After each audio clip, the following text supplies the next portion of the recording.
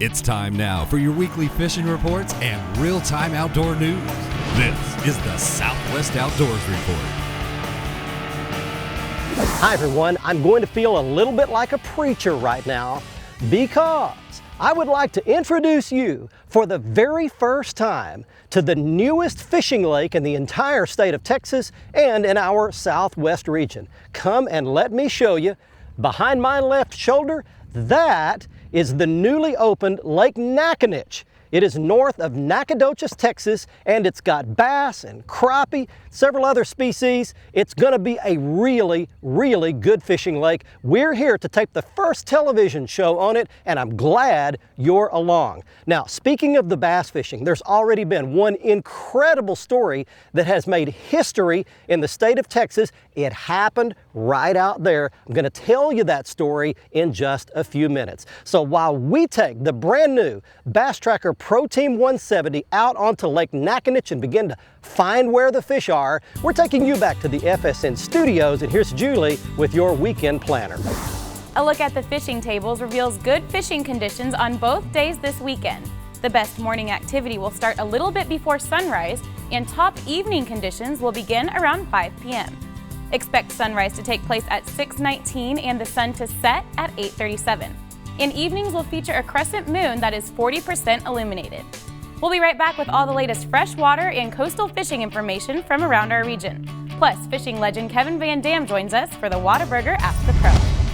The Southwest Outdoors Report is brought to you by Mercury, the official outboard of the Southwest Outdoors Report for 11 years running. By Academy, right stuff, low price, every day. And by Tracker Boats, fish the finest.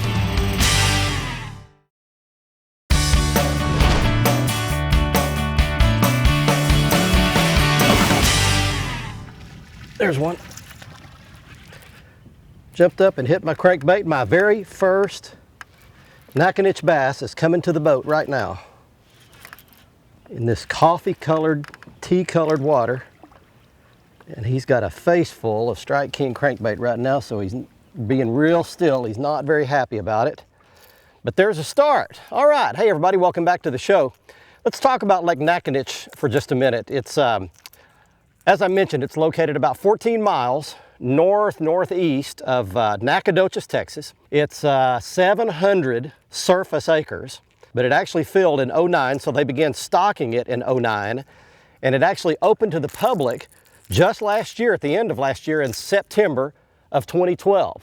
So there's a nice little healthy fighter bass right there. We'll let him swim back in his tea-colored water. The lake is stocked with Florida bass and Florida Texas native cross bass. And there's an amazing story about how fast the growth rates are in this lake, and we're going to talk about that a little bit later. As you can see around us though, this lake is 90% standing timber, and I don't mean just a little bit. It's joined by the Naconiche Creek and the Telesco Creek, but both arms of the lake are literally covered in standing timber, so everything looks like it ought to hold a bass. Let's get you started with some fishing reports right now and travel up to Oklahoma, where Gary Dollahan is standing by. Hey, even with many of our waters on the eastern side of the state being high from recent runoff, there's still a lot of good fishing going on in those high waters. Even Lake Eufaula looks like it's going to top out about 6 feet high above normal, which means there's going to be quite a few willows, a lot of flooded bug brush in there, so you can catch those bass flipping soft plastics around there. You can also still catch plenty of fish deep down toward the dam end of the lake in that clearer water. It's exactly what young Colton Bauman, age 9, Preston, Oklahoma, was doing when he caught this big old flathead catfish. He and his granddad, Mike Taylor, were dropping jigs along the bottom, about 25, 30 foot of water. Caught a lot of white bass, but also caught this big old flathead, weighed about 20 pounds of gorgeous fish. Also, Connor Rowe of Claremore caught this big old largemouth close to his home in a pond. He was throwing a soft plastic worm. Connor, that is a gorgeous big bass. Congratulations on it. And speaking of small waters, that's what Bobby Myers of Jinx recently targeted, knowing that a lot of the lakes were up, so he picked on some smaller bodies of waters that would still have higher lake levels, but not to the flooding conditions of many of our river impoundments. He went to Lake Schuyler, bass fished, had a great day flipping soft plastics around the shoreline and some of the flooded buckbrush there. He left there, went to Pawnee City Lake, Didn't do as well on the bass there, but caught some big old crappie dragging that crankbait while fishing for bass. He also said the crappie fishermen at Pawnee were doing really well fishing from the bank. A lot of those fish were still up extremely shallow there. Springtime fishing in Oklahoma, a lot of things going on. You can catch the bass flooded in the shallows. You can catch them out on the main lake points now, 12 to 15 foot of water with crankbaits dragging that biffle bug. But one thing about it, you can't catch them if you don't go. That's a crappie. Look at that. Look at the size of that crappie on a crankbait. Wow. So that answers a question I had right there. You crappie anglers, that crappie is so big, he hit my big old Strike King. That's a Series 5 crankbait, which dives fairly deep. That's a big crappie right there. Old dark gold and black looking crappie as well. Beautiful specimen right there. Hey, before we go to a commercial break, I want to mention something. We're in the middle of our big June sweepstakes on Facebook right now, and we are giving away one of these right here. This is the Lew's BB1 bait cast reel, the longest casting reel that I've ever thrown, and it's rigged with a Lew's Tournament SL speed stick rod. It's the red rod you see me using here on the show. We're giving away this set as a grand prize at the end of June, along with a bunch of other Southwest Outdoors Report limited edition t-shirts. You need to like our Facebook page first, and once you do that, you'll be able to fill out the entry form and you could win a great prize, including this fantastic Lew's rod and reel combo with the brand new BB1 reel, like is the hottest reel on the market right now. Stay tuned. Coming back to East Texas near Nacogdoches and Lake Naconiche in just a minute.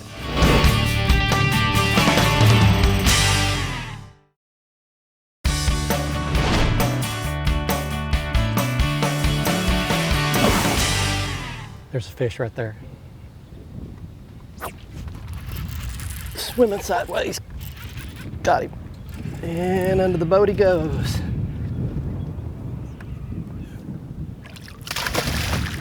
There he finally came loose. There's a little fatty right there. Hey, welcome back to the show, everybody. Fishing on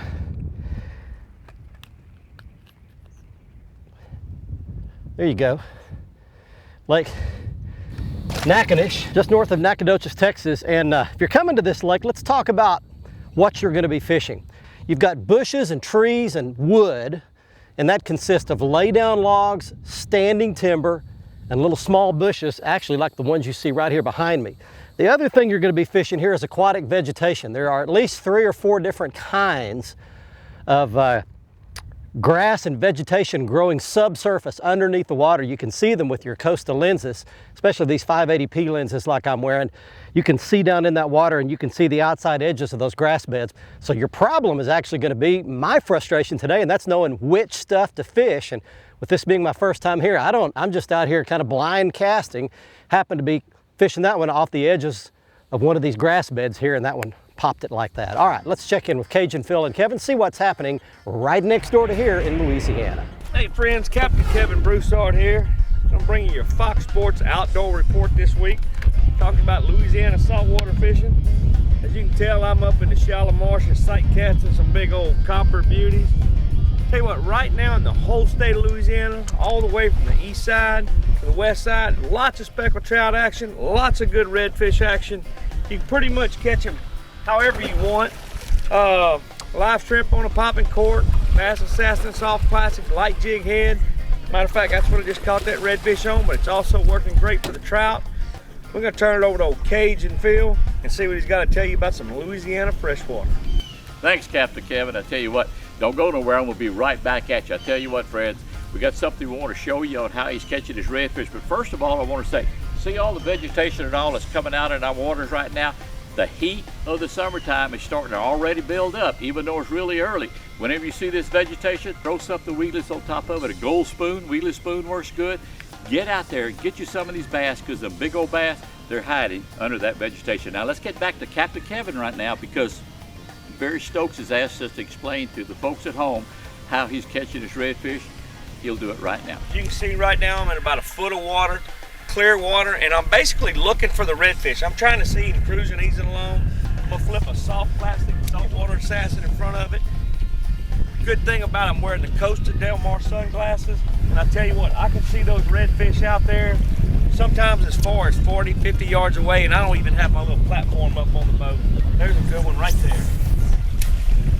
Get it right here in front of him, and he got it. Oh, he got me around the tree. Oh, come on, fish. Fish.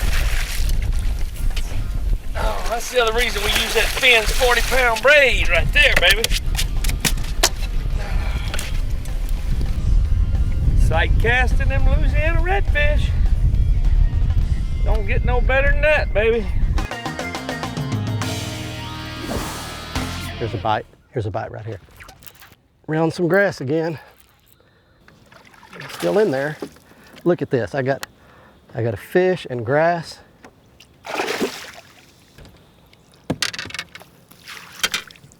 All right, well, we're going to take a quick commercial break right here for a word from our sponsors. One quick note, you need to watch the members bonus video for right here at Lake Naconiche, because I'm going to give you some tips and pointers about navigating this lake. I don't have time to do it here on the television show. We've only got a few minutes. So tell you about navigating up in that timber. It can be done, and tell you about the grass bed pattern that I found out here on the main lake. You can go to our website, southwestoutdoorsreport.com, log in as a member or join. It's free. Click on the members bonus video segment and watch this segment, or you can go to our YouTube channel and watch the bonus trip planning videos, and you can see this video as well. The Southwest Outdoors Report is brought to you by Costa Sunglasses. See what's out there. By Ludes, setting a new standard in fishing performance. Feel the difference. By Strand Fishing Lines, the standard of dependability.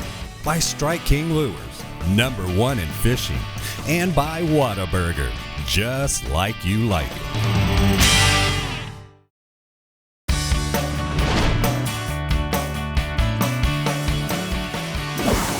Fish, fish, fish. Not very big, but I'll take him as tough as this fishing's been. That looks like a spotted bass. Yeah, hey, there's spotted bass in here. I had no idea. Hey, welcome back, everybody. That is a beautiful spotted bass. Little mouth, patches of teeth on the tongue, lines down his belly like that. What a little bonus right there. Had no idea those were in here. Okay, well, now it's story time. I've been promising you a Lake Naconiche story. So here's the deal. You're looking at Lane Cruz of Garrison, Texas, close to the lake here. He's a local, showing a 12.5-pound lake record largemouth bass for Naconiche. This bass was a test tube bass. That's right. It had a mother caught from Lake Falcon that weighed 14 pounds, a grandmother caught from Lake Fork that also weighed 14 pounds. They spawned this 14-pounder, raised the fry up to stockable size. Now, they put a tag in this fish as a 3-pounder and released it right here in Lake Naconiche in 2009. It was caught in 2013 as a 12.5-pounder. Do the math. This bass grew 9.5 pounds in just over 3 years.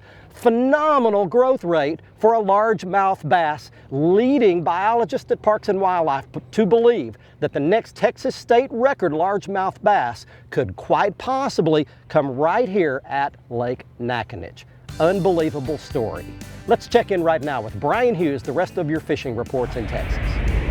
Hi everybody, and welcome to this week's Lone Star Lakes, brought to you by GunSafesByKennedy'sCorner.com, featuring Cannon gun safes. Now, what do Caddo, OH-Ivy, Falcon, and Amistad all have in common? Well, they're all on their summer bass pattern, and catfish are also up shallow. Now, starting with Caddo, your morning bite will always be your topwaters and moving baits like spinnerbaits and spots. But in the afternoon, when the sun gets up, you'll want to change. And on Caddo, that means your river channels, lily pads, and of course, the cypress knees. You'll be flipping and pitching jigs and Texas rig craws into those openings. On Falcon and Amistad, you'll be fishing the deep water structure, and you'll be using deep diving crankbaits and or Alabama rigs.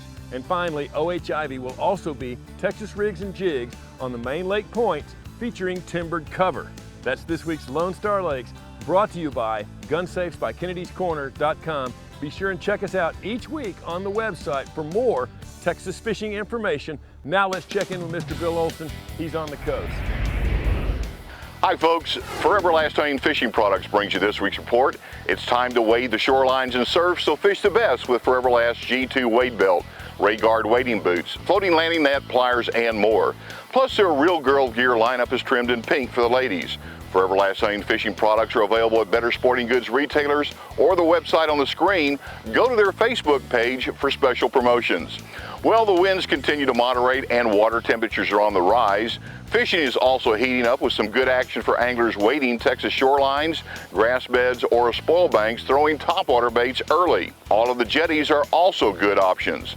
This weekend, if forecast hold, winds will again create a slight chop on waters from the Middle Coast southward to Port Isabel. From Matagorda northward to Sabine, water should be smooth so anglers can comfortably fish the birds as well as mid-bay reefs. Now, anglers are freelining croaker and they continue to do well on reefs in Galveston Bay, San Antonio Bay, around Quarantine and Dagger Islands, behind St. Joe Island, and south of Bird Island Basin.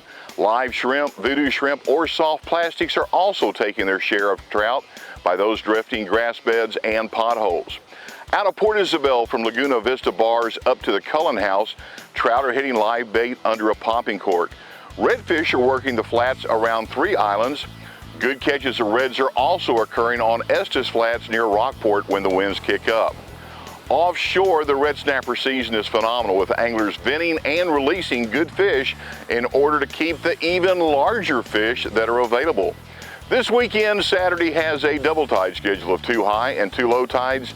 This Sunday is a 3 tide day with 2 low tides and just 1 high. I'm Bill Olson, and I'll see you on the coast.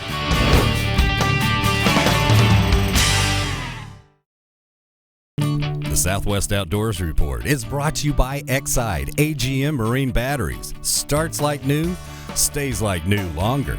By Gene LaRue and Bobby Garland Lures. With our baits, a good day of fishing is in the bag. By Motor Guide Trolling Motors, engineered for anglers. And by Nitro Performance Bass Boats, pure performance. Welcome back, everyone. It's time now for our Whataburger Ask the Pro question. This week, Michael in Houston wants to know, which is better for storing soft plastics, original resealable bags, or plastic storage boxes? For the answer, we asked 4-time Bassmaster Classic winner, Kevin Van Dam.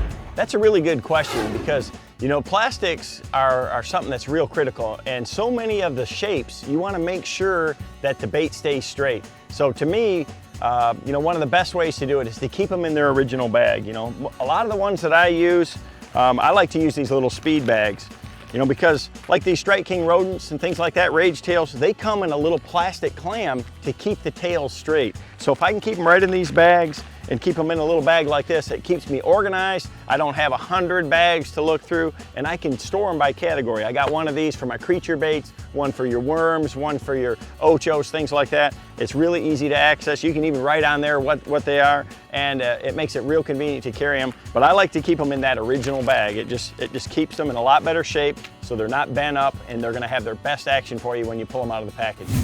Thanks, Kevin. If you have a question to ask one of the pros, go to southwestoutdoorsreport.com, follow the Ask the Pro link, and send us your information. Now let's see who wins a new pair of Costa sunglasses on the Costa Catch of the Week.